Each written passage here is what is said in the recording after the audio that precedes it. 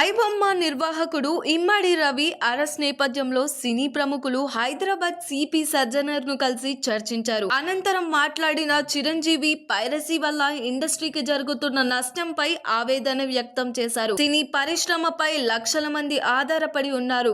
Light boys నుంచి అగ్రదర్శకుల వరకు అందరి కష్టాన్ని దౌర్జన్యంగా కుంటుంటే మనసు బాధపడుతుంది.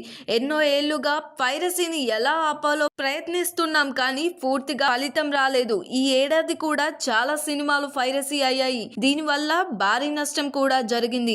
ఇప్పుడు పెద్ద సినిమాలు వచ్చే సమయంలో మరింత ప్రమాదం ఉంటుంది.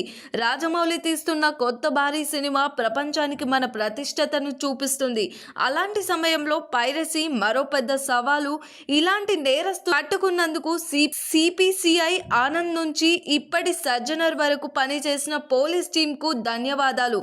ప్రజలు కూడా సినిమాను తమదిగా భావించే పైరసీ చూడకుండా పరిశ్రమకు తోడుగా ఉండాలని చిరంజీవి అన్నారు. దీనిపైన మీ ఒపీనియన్ ఏంటో కామెంట్ చేయండి. మరిన్ని అప్డేట్స్ కోసం చూస్తూనే ఉండండి LG ఎంటర్టైన్మెంట్.